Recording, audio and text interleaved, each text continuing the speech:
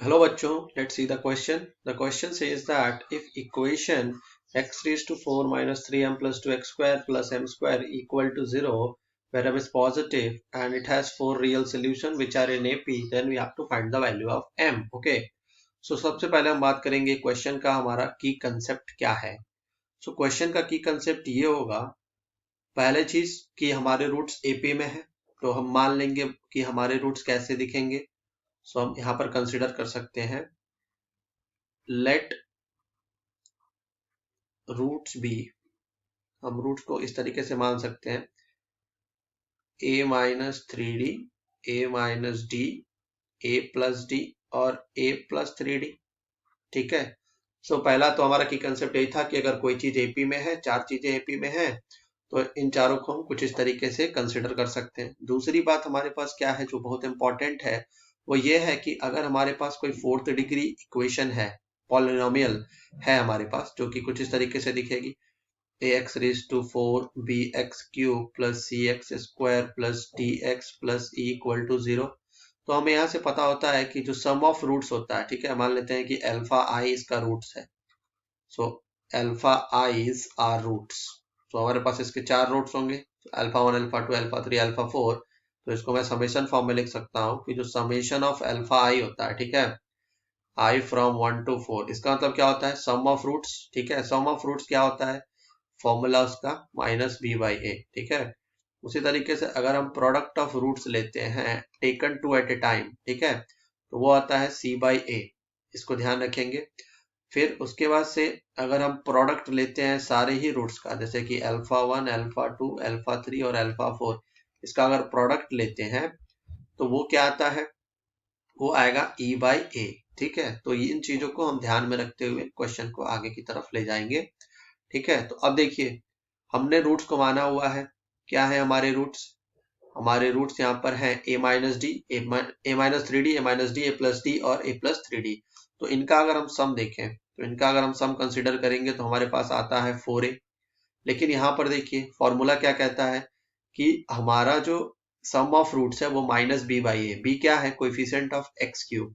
लेकिन हमारा जो ये गिवन पॉलिनोमियल है उसमें एक्स क्यूब है ही नहीं. मतलब क्या है कि b का कोएफिशिएंट 0, तो सम ऑफ रूट्स हमें क्या मिलेगा, 0. तो यहां से क्या पता चलता है कि a जो है वो हमारा 0 है.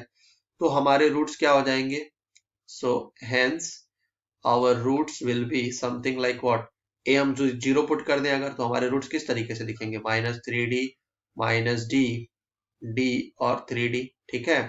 तो इनका अगर हम प्रोडक्ट लेते हैं तो प्रोडक्ट क्या मिलेगा हमें, इन सारे को अगर हम मल्टीप्लाई कर दें तो हमें क्या मिलेगा, 9d रेज टू 4. और फॉर्मूले में देखिए यहाँ पर प्रोडक्ट ऑफ रूट्स क्या है, वो e बाई ए. ई क्या है, कांस्टेंट बाई ए. यहाँ पर कांस्टेंट क्या है हमारा, m स्क्वायर है, और a क्या है, 1 है. ठीक है. तो हमारे पास e बाई ए मतलब m स्क्वायर बाई ए, तो ये मिलेगा हमें m स्क्वायर. ठीक है. तो हमारे पास d रेज टू 4 क्या आता है, m स्क्वायर बाई 9. तो यहां से हमें d स्क्वायर की वैल्यू मिलती है क्या, m बाई 3. ठीक है. तो इसको हमारे हम यहाँ पर मान लेते हैं, ये हमारा एक इक्वेशन 1 है. ठीक है. अब देखिए हमें पता है कि sum of roots taken two at a time, ठीक है, वो है c बाई ए. ठीक है. जो कि अब c क्या है, c is the coefficient of what, x square का कोएफिशिएंट. तो अब देखिए sum of roots taken two at a time मैं कंसिडर कर रहा हूं summation alpha i alpha j को, वो क्या है, c बाई ए. और यहाँ पर c हमारा क्या है, वो है माइनस 3m प्लस 2 और a है 1. तो यही मेरे पास आएगा c by A minus 3m plus 2. अब हम दो दो रूट्स का क्या करेंगे, एक साथ प्रोडक्ट लेंगे. तो हमारा पहला रूट क्या है, माइनस 3d माइनस डी, ये हो गया पहला प्रोडक्ट. उसी तरीके से माइनस डी और डी का, फिर क्या होगा, d और 3d का, और सिमिलरली हमारे पास क्या होगा, हमने मुझे क्या करना है, इन चारों का बेसिकली एक मतलब पेयर बना करके पेयर वाइज हमको इनका प्रोडक्ट लेना है. ठीक है. तो मैंने लिया अल्फा 1 अल्फा 2 का लिया, अल्फा 2 अल्फा 3 का लिया, अल्फा 3 अल्फा 4 का लिया. अब हम क्या कर सकते हैं, अब हमारे पास कौन सा बचेगा, वो आएगा अल्फा 1 अल्फा 4 का. तो हमारे पास एक ये प्रोडक्ट आएगा माइनस 3d और 3d आएगा. ठीक है. फिर हमारे पास आएगा अल्फा 2 और दूसरा और पहले और तीसरे का भी प्रोडक्ट आएगा, ठीक है, -3d और d, और उसी तरीके से एक प्रोडक्ट आएगा दूसरे का चौथे के साथ, सो -d और 3d। सो हमारे पास क्या है, मतलब क्या करना है, सारे का पेयर लेना है, इन चारों का मतलब अलग अलग पेयर्स बनाने हैं और उनको लिखना है, ठीक है। और ये हमारा कह रहा है कि ये पूरा जो है किसके इक्वल है, ये -3m+2 के इक्वल है, ठीक है। तो हम इसको लिखेंगे -3m+2 इक्वल टू, तो हम इसको सॉल्व कर लेते हैं जल्दी से।